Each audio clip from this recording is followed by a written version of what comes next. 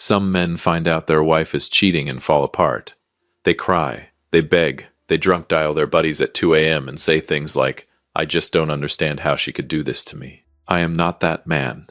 Welcome back to Dad's True Revenge. Grab your favorite snack, get comfortable, and remember, the people in these stories had every chance to behave themselves. They just chose wrong. Drop a comment and be sure to subscribe. You're going to love it here.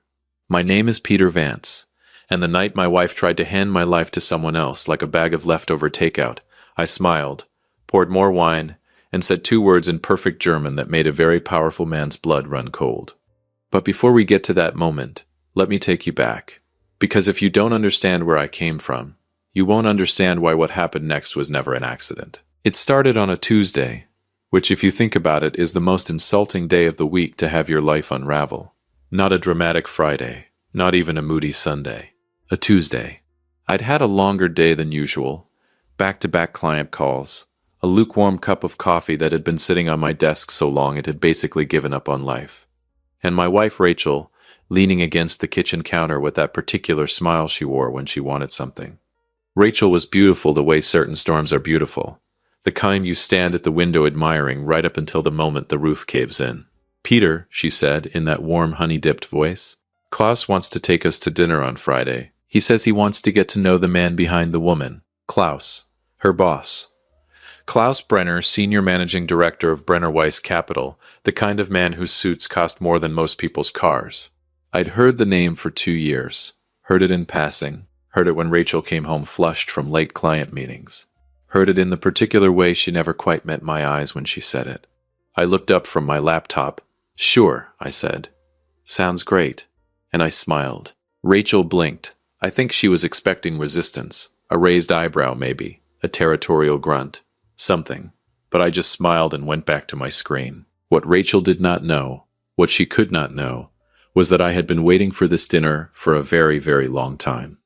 Now here's what you need to understand about me. I grew up in a small town in rural Ohio, the kind of place where everybody knows your name, nobody knows your father's, and the library is the most interesting building in a 3-mile radius. My mother, Carol Vance, raised me alone. No explanation. No apologies. She worked nights at a nursing facility, days at a diner, and somehow still found the energy to quiz me on vocabulary words before bed. She never talked about my father, not once, until the night she was dying. I was 31 years old, sitting beside her hospital bed, holding a hand that had gotten so thin I was almost afraid to squeeze it. The machines beeped their steady, indifferent rhythm, and my mother turned to look at me with eyes that were more alert than they had any right to be. "Peter," she said. Her voice was barely a whisper. "There are things I should have told you. Mom, you don't have to." Hush. She never lost that. Even dying, she could still hush me with surgical precision. "Your father's name is Gerald Brenner." I went very still. He was a visiting lecturer at the university. We were young. He was persuasive. She closed her eyes briefly. When I told him I was pregnant, he gave me money and a one-way bus ticket back to Ohio. He told me if I ever contacted him again, he would make sure I regretted it. She turned to look at me. "He has a son, Peter, legitimate, named Klaus. He runs the family business now. Gerald is old, sick, and I hear he's recently rewritten his will." The machines kept beeping. "I'm telling you this," she said slowly, "not so you can go looking for trouble, but so that if trouble ever comes looking for you, you'll know what you're holding." She died 4 days later. I spent the next 6 months doing what I do best, research. I am, professionally speaking, a forensic financial analyst, which is a fancy way of saying companies pay me to find the money other people think they've hidden. I am very good at following threads, and Gerald Brenner had left a lot of threads. Here's the short version. Gerald Brenner was dying. Prostate cancer, stage 4. His legitimate heir, Klaus, stood to inherit a controlling interest in Brenner Weiss Capital, worth, conservatively, $600 million. But Gerald, in a moment that I can only describe as either guilt or spite, had recently begun the process of amending his estate documents to include a second heir. A son he'd never acknowledged. Gerald had hired a private investigator to find my mother, only to discover she'd died 3 weeks before. But her son, me, was very much alive, which meant I was about to become the most inconvenient person in Klaus Brenner's world. The question was, did Klaus know? And then, 4 months into my quiet investigation, Rachel came home and told me she had a new boss. His name was Klaus. I sat with that information for a long time, long enough to ask myself whether this was coincidence, long enough to decide that it absolutely, categorically was not. So I did what any rational person would do. I said nothing. I smiled. I waited. Friday came dressed like it had somewhere important to be. The restaurant was the kind of place that didn't have prices on the menu, not because they forgot, but because if you needed to ask, you probably shouldn't be there. Dark wood paneling, candlelight, a sommelier who moved through the room like he was walking on carpet no one else could see. Klaus was already seated when we arrived. He stood when he saw Rachel, and the way he stood, the slight lean forward, the warmth that flickered across his face before he composed it, told me everything I needed to know about what was happening between them. He was tall, silver-haired, with the kind of jaw that probably had its own LinkedIn profile. He extended his hand to me with a broad, generous smile. "Peter, I have heard so much about you." The German accent was light, barely there. He'd clearly worked to sand it down. "All good things, I hope," I said. "Of course." His eyes said, "You poor, oblivious man." I shook his hand firmly and smiled back. My eyes said, "Absolutely nothing." We sat. We ordered. The conversation flowed the way conversations do when two people are performing for a third. Lots of laughter, lots of warmth, lots of careful avoidance of anything real. Rachel was luminous. She touched Klaus's arm twice when she laughed. She touched my arm 0 times. I ate my sea bass. I asked Klaus polite questions about the markets. I refilled everyone's wine. And then, right there between the entree and the dessert menu, Rachel placed her hand over her stomach. It was subtle. The kind of gesture a woman makes when she isn't even fully aware she's making it. But I had been watching her for months. I noticed everything. Klaus noticed it too. He glanced at her hand. She gave the smallest nod. Then Rachel looked at me with the full practiced warmth of someone who has been preparing this moment, and said in German to Klaus, "Don't worry, the idiot is so happy about the pregnancy. He thinks it's his. He'll raise your son without ever knowing." She laughed softly. Klaus exhaled. His shoulders dropped 1/2 inch.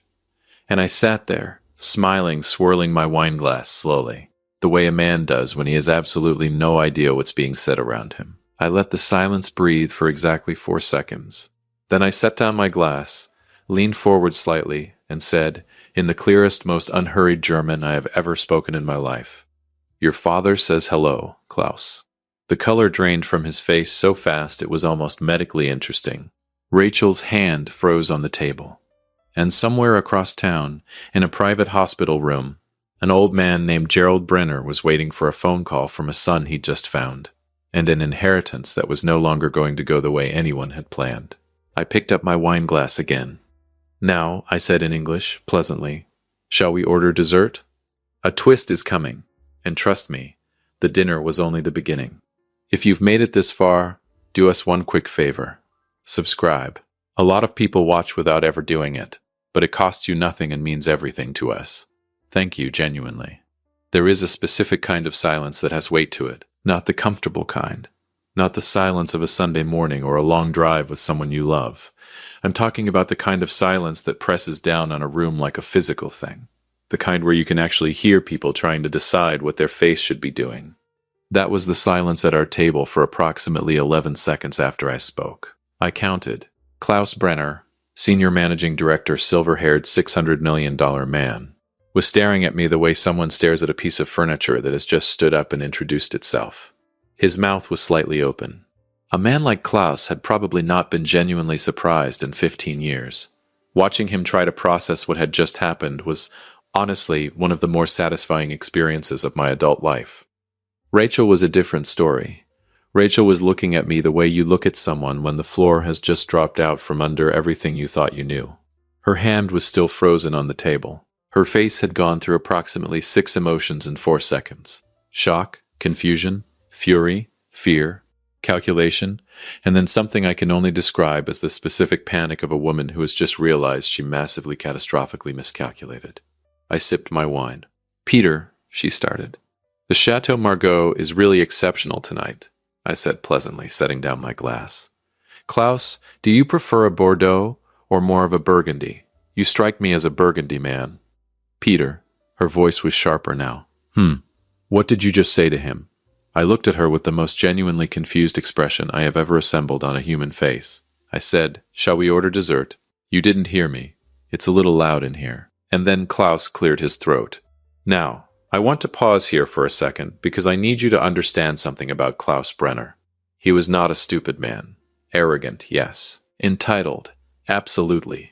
The kind of man who had moved through the world so long on the strength of his last name and his father's money that he'd mistaken inherited privilege for personal intelligence. But stupid? No. He was sharp. And in the 11 seconds since I'd spoken, I could see him doing exactly what a sharp man does when the ground shifts beneath him. He was calculating. He picked up his own wine glass, took a slow sip, set it down with precision, and when he looked at me again, something had changed behind his eyes. The warm, magnanimous host was gone. In his place was something cooler, harder. "You speak German," he said. Not a question, a statement. With the particular flatness of a man who is buying himself time. "Since I was about 19, I said. My mother thought it was a useful language. She was right, as it turns out. Rachel made a sound that was almost a laugh, the kind that comes out when a laugh is the only thing standing between you and a full emotional collapse. Peter? There was obviously, that was just, not with anger. Just quietly the way you say someone's name when you want them to understand that whatever they are about to say should be chosen very, very carefully. She closed her mouth. I turned back to Klaus. Your father's name is Gerald Brenner, I said conversationally. The way you might say the weather's been strange lately. He's currently at Northwestern Memorial, room 412. He was diagnosed 14 months ago. Stage 4, which I imagine has made the question of inheritance feel rather urgent for a man in your position. Klaus had gone very still. He began amending his estate documents 8 months ago, I continued. His attorneys, Whitfield and Associates on Michigan Avenue, lovely firm, filed the initial paperwork in November. I imagine you were informed around that time. I imagine that is, in fact, around the same time you became very interested in my wife. The candle between us flickered. Rachel made a small, strangled sound. Now, I leaned back in my chair, completely relaxed, the way a man is relaxed when he has been carrying a thing for so long that finally putting it down feels like a vacation. I don't know exactly what your plan was. Whether you were gathering information through Rachel, whether you thought proximity to me would give you some leverage, whether you had something else in mind entirely. I've had some theories. I tilted my head slightly. I've also had about 6 months to look into your finances, your legal filings, your corporate structure, and 3 offshore accounts that your own board of directors would find quite interesting. Klaus set down his wine glass. I'm not here to threaten you, I said, and I meant it. That's not what tonight is. Tonight is just an introduction, a proper one this time, without the performance. I gestured lightly between the 3 of us. So, now that we all know what we know, shall we have an honest conversation? What happened next is something I have replayed in my mind more times than I can count. Rachel started crying. Not the delicate, cinematic kind of crying. The real kind, sudden, ugly, genuinely uncontrollable. The kind that comes out of a person when the version of themselves they've been maintaining finally cracks straight down the middle. She pressed her fingers to her mouth and her shoulders shook, and for a moment, just a moment, I felt the thing I had spent 6 months carefully not feeling. Because here is the truth about Rachel, and it is a truth I am not proud to admit. I had loved her, genuinely. The kind of love that sneaks up on you while you're busy being sensible, while you're splitting a terrible pizza at midnight and laughing at something that wasn't even that funny, while you're sitting in the car in the driveway because the song on the radio is too good to get out for. That kind of love, the embarrassing kind. I had loved her, and somewhere along the way something had shifted between us, and instead of talking about it, instead of saying anything, she had made a choice, and that choice was sitting across from me at a table that cost more per plate than my first car payment. I looked at her for a long moment. Then I looked away. The baby, I said quietly, still not looking at her. Is it actually his? A pause. Peter, Rachel, yes or no? She wiped her face. Her voice when it came was so small it barely made it across the table. I don't know. I nodded slowly. I had prepared myself for that answer. I had prepared myself for every answer. What I had not fully prepared myself for was the way it would feel to hear it in her voice. Quiet and ashamed and genuinely lost. I picked up my water glass and drank from it. Then I set it down. Okay, I said. Klaus had been silent through all of this, which told me a great deal about him. A man who cared about Rachel, genuinely beyond strategy, would have said something, would have leaned forward, or reached for her hand, or at the very least looked uncomfortable in a human way. Instead, Klaus Brenner had been sitting with the particular stillness of a man running numbers, assessing, adjusting his position. He confirmed everything I needed to know about him in his silence. "What do you want?" he said finally. His voice was even, almost impressive. "That's a big question," I said. "You clearly didn't come here to make a scene," he said. "You could have done that months ago. You've been building to something." So, he straightened slightly in his chair. "What is it?" I looked at him for a long moment. "I want to meet Gerald," I said. Something moved across Klaus's face. The first genuinely unguarded thing I'd seen from him all evening. It was gone in an instant, replaced immediately by the smooth, controlled expression of a man who has been trained since birth to reveal nothing. But I saw it. And what I saw was not anger. It was fear. "That's not possible," he said. "He's my father," I said simply. "He absolutely does," I said. "He hired investigators to find my mother 18 months ago. He found out she was gone. He found out about me. That's why the will is being amended, Klaus. Why do you think he's changing it?" I paused. "The question isn't whether Gerald knows I exist. The question is whether he's going to get the chance to do something about it before his attorneys finish their work." Klaus said nothing, but his jaw was doing something very specific. The tight, controlled flex of a man holding something back by the grip of his back teeth. "I'm not trying to take anything from you," I said. "And this, too, I meant. I'm not interested in money. I'm not interested in the company. What I'm interested in is sitting in a room with a dying old man and hearing the truth about where I came from. That's it. That's the whole thing. So the question, Klaus, the only question that matters tonight is whether you're going to help me do that quietly, like reasonable adults who are sharing a very expensive bottle of wine." I glanced at Rachel briefly, then back to him. "Or whether you'd like this to become complicated." The candle flickered again between us. Outside, through the tall restaurant windows, Chicago was doing what Chicago does in November. Wind picking up off the lake, sky pressing down dark and heavy, the city going about its loud and different business. Nobody moved. And then Klaus Brenner did something I genuinely did not expect. He laughed. Not a warm laugh. Not a defeated one. A short, quiet, almost admiring exhale of a laugh. The kind that comes out of a person when they've just been beaten at something, and they're too honest with themselves to pretend otherwise. "Your mother," he said slowly. "Carol Vance." I went still. My father talked about her. His voice had changed. Something older in it now. Something that had nothing to do with boardrooms or balance sheets. Not often, but sometimes. When he'd had too much to drink. He looked at me for a long moment. He said she was the smartest woman he'd ever met. Said letting her go was the only thing in his life he genuinely regretted. The table was very quiet. "He doesn't know what kind of man that made him," I said. "No," Klaus agreed. "He doesn't." We looked at each other across that table. Two men with the same father, in a restaurant that belonged to a world only one of us had been born into, in the middle of a mess that neither of us had made cleanly. Rachel had stopped crying. She was watching us both with the expression of someone witnessing something they don't have the language for yet. I reached into the inside pocket of my jacket and set a business card on the table in front of Klaus. "My cell," I said. "I'd like to see him before the end of the month." I folded my napkin neatly, pushed back my chair. "Dinner was excellent," I said. "The sea bass especially." And I walked out of that restaurant into the cold Chicago night, leaving two people at a table who each had a very different version of what was supposed to happen tonight. Neither of them had been right. If you've been listening for a while and want stories like this to keep coming, it really helps if you hit that like button and subscribe. 97% of people never do, but it's what keeps this whole thing running. So thank you for real. There is something nobody tells you about revenge. Not the dramatic Hollywood kind, not the explosion, not the courtroom moment, not the slow walk away from something burning behind you. I mean the real kind, the quiet kind, the kind that lives in spreadsheets and sealed envelopes, and 6 months of saying nothing when everything in you wants to say something. Nobody tells you that when it's finally over. When every piece is exactly where you put it, the feeling isn't triumph. It's exhausting. And something else. Something that doesn't have a clean name. But I'm getting ahead of myself. Klaus called on a Wednesday morning.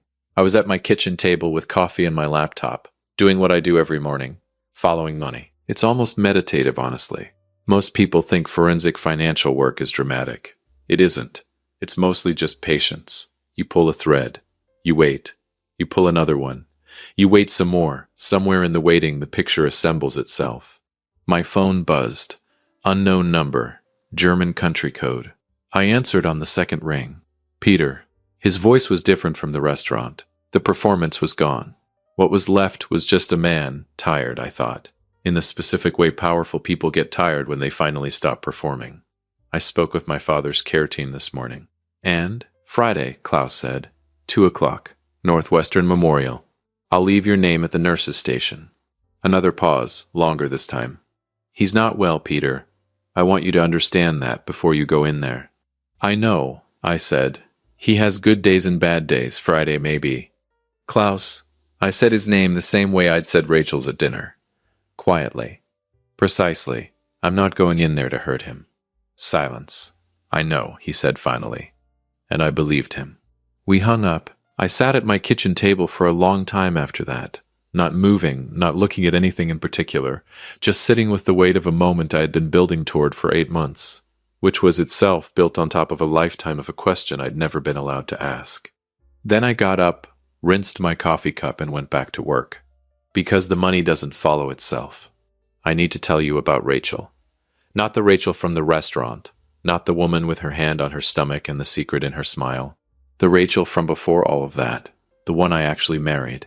We met at a work conference in Cincinnati, the kind of conference where everybody's pretending the free cocktail hour isn't the only reason they came. She was standing at the edge of the room in a red dress, holding a glass of white wine, and she was the only person in that entire networking event who looked genuinely amused by it. Not bored, not performing, actually amused. Like she'd arrived at a party she hadn't expected to enjoy and was pleasantly surprised. I walked over and said, "You look like you're watching a nature documentary." She looked at me and said, "I'm deciding which species is which." I laughed. A real one. The kind that catches you off guard. We talked for 3 hours. We missed every single panel we'd paid to attend. We split a cab back to the hotel and she gave me her number and said, "Don't be weird about it." And I said, "Absolutely no promises." And she smiled the smile that I would later learn meant she'd already made up her mind about something. We were married 19 months later. For 2 years, it was the realest thing in my life. I want you to know that. I want you to understand that what I'm telling you is not the story of a man who was always waiting for his wife to fail him. It is the story of a man who loved his wife, and then, somewhere in year 3, somewhere between her promotion and his long hours and the silences that started filling the spaces where the conversations used to be, lost her. Not all at once, gradually. The way you lose daylight in November. You don't notice the exact moment it gets dark. You just look up one day and it is. Friday arrived like it had been counting down to itself. Northwestern Memorial is one of those hospitals that tries very hard to not feel like a hospital. Warm lighting, real art on the walls, staff who make eye contact and mean it. It doesn't entirely work, because no amount of good lighting changes what a hospital fundamentally is. But they try. I appreciated the effort. I left my name at the nurse's station on the 4th floor, and a young woman in scrubs walked me down a corridor that smelled like antiseptic and something floral. Someone's flowers, probably, doing their earnest best against the reality of the place. She stopped at room 412. "He's been up since this morning," she said quietly. "Good day today." She said it the way medical staff say things like that. Matter of fact, kind, careful not to attach too much to it either way. "Thank you," I said. She left me at the door. I stood there for probably 15 seconds, which doesn't sound like long, but try standing at the door of the room where your father is dying sometime, and see how long 15 seconds feels. Then I knocked once and went in. Gerald Brenner was smaller than I expected. I don't mean that dismissively. I mean that in my mind. In the version of this man I'd been constructing from investigator reports and financial documents and secondhand stories. He had taken on a kind of size, the size that absent fathers take on when you've spent a lifetime filling in the blank where they should be. In my imagination, Gerald Brenner was formidable, imposing. The man in the bed was 73 years old, thin in the way illness makes a person thin, with white hair and hands that lay on the blanket with the careful stillness of something fragile. He had an IV line in his left arm and a tablet on the tray beside him that was open to a chess game he'd apparently been playing against himself. But his eyes were sharp, clear, deeply, piercingly alert in a way that made the rest of him feel like a temporary condition. He looked at me for a long moment, and then he said, in a voice rougher than I expected, but steadier, "You have your mother's jaw." I stood very still. "Sit down, son," he said. "Please." It was the word son that did it, not dramatically. I didn't fall apart. I didn't make a scene. I'm not built for scenes. But something in my chest did a thing it had never done before. A kind of slow, involuntary release, like a breath held for 31 years, finally letting go. I sat down. We talked for 2 hours. I'm not going to give you every word of it, because some things belong only to the room they happened in. But I will tell you the shape of it. He told me about my mother, about the university, about the spring semester of 1991, about a woman who argued with his entire thesis on Keynesian economics in front of a lecture hall full of students, and was so ferociously, effortlessly right that he'd been in love with her before she'd finished her second sentence. He told me about his fear, the coward's calculus of a young man from money, who couldn't imagine what it would cost him to do the right thing. He told me about the investigator he'd hired, and the morning he found out Carol Vance had died, and what that morning had felt like. "I have been a man of considerable means my entire life," he said at one point, looking at his hands, "and I have made a remarkable number of poor decisions with it." "You don't have to do this," I said. "I know I don't." He looked up at me. "I want to. There's a difference at my age between the things you do because you must and the things you do because you still can." A pause. There aren't many of the second kind left. I nodded. Then he said, "What do you know about my son?" And something in his tone made me go carefully still. "What would you like me to know?" I said. He studied me for a moment. Then he reached over to the tray beside him, slowly deliberate, and picked up a sealed envelope. He held it for a moment without giving it to me. "Klaus is a talented man," he said. "He has run this company capably for 6 years. He is disciplined, strategic, and competent." A pause. "He is also being investigated by the SEC for fraudulent misrepresentation of fund performance to institutional investors. Has been for approximately 8 months, Gerald continued. His attorneys have been managing it, quietly. He looked at me over the envelope. "Do you understand what I'm telling you?" I understood exactly what he was telling me. Klaus hadn't been pursuing Rachel because of the inheritance, or not only because of it. He'd been building something else, a different kind of insurance. A forensic financial analyst with a spotless professional record, married to his key employee, closely connected to the Brenner family. That was a very particular kind of asset if things went sideways with regulators. The kind of asset you might want firmly in your orbit before the wall started closing in. I had not been the mark. I had been the plan B. "He doesn't know you know," I said. "No," said Gerald. "And the will." "The amendment stands," he said simply. "Regardless of what Klaus has done or hasn't done, you are my son. That doesn't have conditions." He set the envelope on the tray and pushed it gently toward me. "This is a letter. To you, written by me, witnessed by my attorneys, explaining the full truth of your parentage, and my intentions. It is not about money.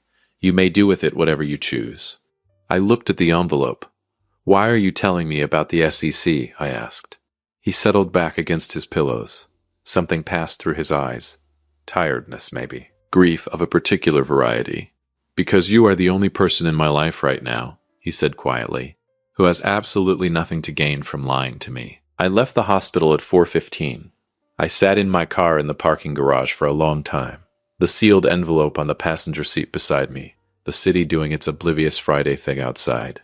Horns, wind, the distant sound of a train. I thought about my mother quizzing me on vocabulary words. I thought about Rachel in that red dress at the edge of a room in Cincinnati. I thought about Klaus's face at the restaurant, the flash of something unguarded, and understood now what it had actually been. Not just fear of losing an inheritance. Fear of a man who could see the thing he needed to keep invisible. I picked up my phone. I had 3 messages. One from Klaus. "How did it go?" Sent 12 minutes after I'd arrived at the hospital. Nervous timing. One from Rachel. "Peter, can we talk, please?" And one from a number I didn't recognize, which turned out, when I looked it up, to be registered to a legal firm in Washington, D.C. that specialized in SEC whistleblower cases. I stared at that last one for a while. Then I started the car. Here is what I did, and I want you to listen carefully, because this is the part that matters. I called Rachel back first. She answered on the first ring, which told me she'd been holding the phone. "Peter, are you safe?" I said. A pause. "What? Are you physically okay? Are you somewhere safe?" Yes, I'm home. "Peter, I need to." "The baby," I said. "Whatever happens between us, whatever this becomes, that baby didn't make any choices. I want you to know that I know that." She was quiet for so long I thought the call had dropped. Then she said in a voice so stripped of everything practiced and performed that it barely sounded like her, "I'm sorry, Peter. I am so sorry." "I know," I said. And then, because it was true, "I know you are." We didn't fix anything that evening. You don't fix something like that in a phone call in a parking garage on a Friday afternoon. But I said what I needed to say, and she said what she needed to say, and when we hung up, there was something between us that had not been there at that restaurant table. Something that felt, strangely, more honest than most of the previous year had been. Klaus I called on Saturday morning. "I met him," I said. "I know," he told me. A pause. "How are you?" "I'm fine," I said. "You?" Honest answer, I'd prefer it. A long exhale. "I've been better." And then, after a moment, "Peter, there are some things I need to tell you. About the business. About the situation I'm in. I know about the SEC, Klaus.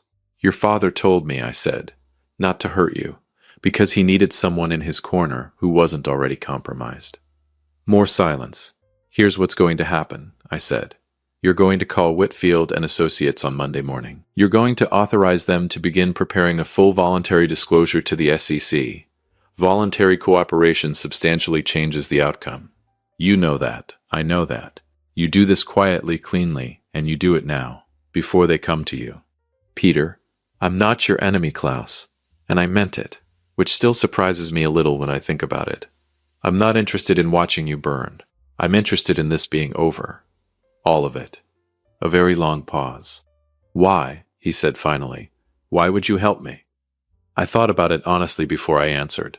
"Because you're the only brother I've got," I said. Gerald Brenner passed away on a Tuesday, which I've decided is simply what Tuesdays are for in my life, 6 weeks after our first meeting. We had seen each other 4 more times. We had played chess twice. He was considerably better at it than I was, and entirely unapologetic about it, which I respected enormously. In his final amended will, he left Klaus controlling operational interest in Brenner Weiss Capital, subject to ongoing regulatory compliance, which Klaus, to his genuine credit, was already in the process of addressing. He left me something different, a letter, a name, and a modest but meaningful financial interest that Gerald described in his characteristically dry way as overdue with interest. More than that, he left me the truth. Documented, witnessed, permanent. Which is, as it turns out, the only inheritance that actually matters. Rachel and I did not stay married. I want to tell you that clearly, without drama, because this story is not about whether we stayed together. We tried, for a while. We were honest with each other in ways we hadn't been in years, which was both better and harder than I expected. The baby, a boy, was born in April. DNA confirmed what a part of me had quietly suspected since that dinner. He was mine. His name is Daniel. He has Rachel's eyes and my mother's jaw, and absolutely no idea yet how complicated the story of his family is. He will, someday. I'll tell him all of it, every part. I think my mother would have liked that. I still think about that Tuesday in the kitchen. Rachel leaning against the counter with her honey-dipped voice and her particular smile. Klaus wants to take us to dinner, and me looking up from my laptop, already knowing everything I knew, saying, "Sure, sounds great," and meaning none of it and all of it simultaneously. Some people ask me how I stayed so calm through all of it. Here's the honest answer. I wasn't calm because I was cold. I wasn't calm because I didn't care. I was calm because my mother spent 31 years teaching me, through every vocabulary quiz, every double shift, everything she chose not to say, that the most powerful thing a person can do in an impossible situation is simply refuse to be reduced by it. She carried a secret her whole life that could have made her bitter. It didn't. I carried it for 8 months. It didn't make me bitter either, which means she won, even at the end. which means she always won. My name is Peter Vance. I grew up in a small town in Ohio, with a mother who worked too hard and loved too well, and never once in 31 years let me see her break. I found my father. I found my brother. I lost my marriage and found my son. And on a Tuesday, the most insulting day of the week, a woman I loved sat across from me and tried to hand my life away like leftover takeout. She didn't know I spoke German. She didn't know a lot of things. But the one thing she never knew, the one thing nobody in that room knew, was that the man sitting across the table smiling like a fool had already won. If you liked this story, join our community by hitting that like button and subscribing for more real, raw, and family-centered stories. And, as always, thank you for being a part of this sphere.